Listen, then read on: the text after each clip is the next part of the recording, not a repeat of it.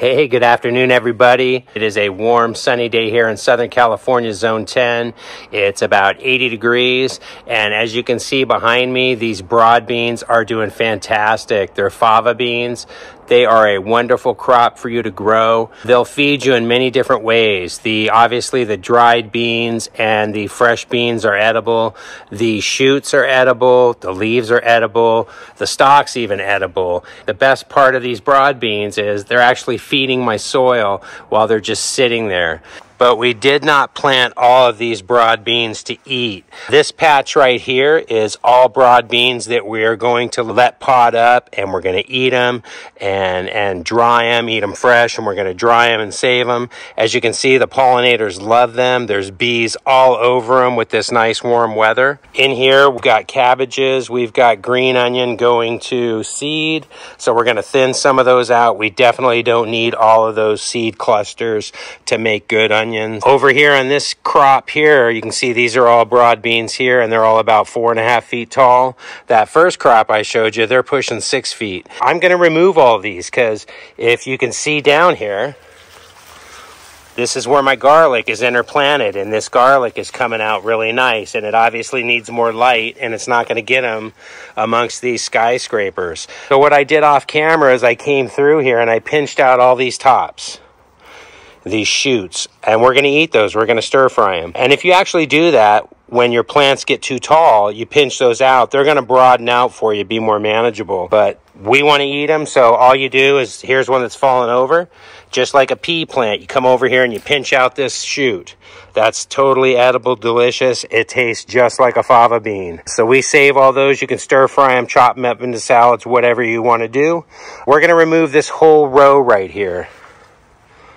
Everything over here is going to get removed because it's all got garlic in it. So this is where we've planted our garlic. We want to free up all of this airspace and ground space for these garlic plants to come into their own. We're going to remove these shoots before we remove these plants. And these plants make great compost. You can eat these leaves. They taste really good and sweet. They're very good. But we have so many greens. We're not going to eat those. We're going to compost them. They make a great compost. And they're really, really just increase that volume of your compost. As you can see, though, the pollinators love them. And the more bees you have in the garden, the more food you're going to have in your garden. And it looks like we've gotten most of these out. As you can see, here's all our garlic coming through. We definitely need more airspace and more sunlight in here now. So we're going to pinch out any ones we haven't done. That back row, I'm going to wait and see. I don't think I've got any garlic back there. Actually, I do. So we're going to remove all of this. But we're taking these shoots first. And we've got a lot to do in this yard.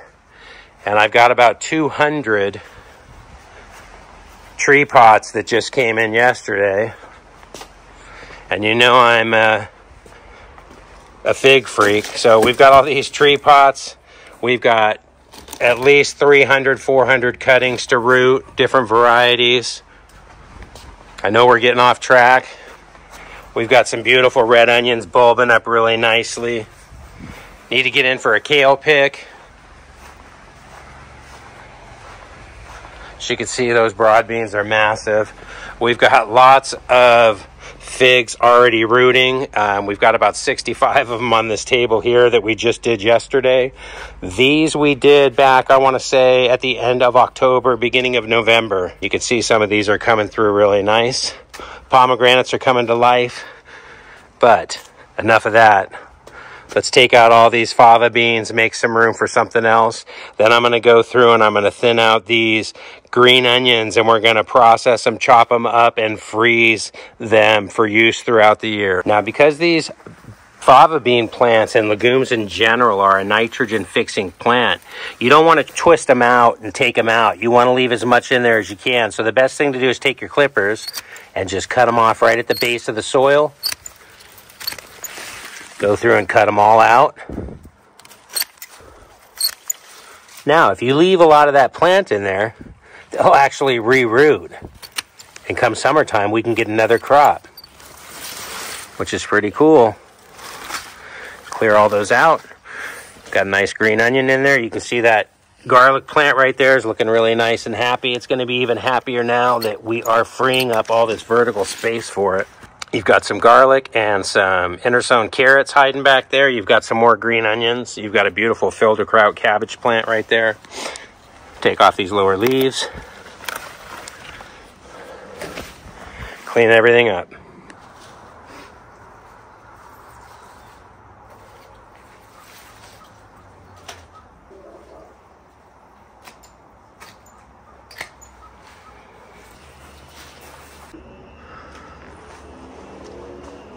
We freed up a lot of this airspace, freed up a lot of this ground room, which we desperately needed. We've got a lot of garlic in here that needs that light to grow. As you can see back there, we've got garlic interplanted here. We've got some fennel right there that we actually need to trim up. And it's looking pretty good. This cilantro plant's gone to seed, as well as that one in the back there that I cut. We'll make some cilantro dressing with that stuff so it won't go to waste. But we're taking it out because it's way too early in the year to let go to seed. It'll get hammered in the cool weather by aphids, and that just doesn't work. You definitely want your cilantro or your coriander to go to seed in the heat of the summer. And that way you don't get the aphids, because there's plenty of beneficial insects by then, like the ladybugs and what have you. We're going to go ahead and take out this cilantro here, making sure only to cut these purple stalks, because I'm sure there's garlic hiding in there. And that will all go to use.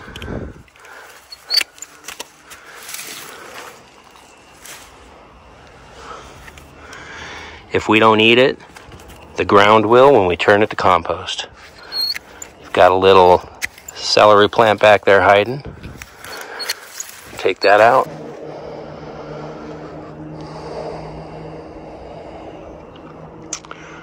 Looking much better.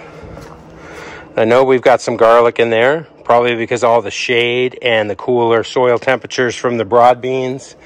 It has not popped up, but now I'm sure these will pop up here, because I would have planted a whole entire row.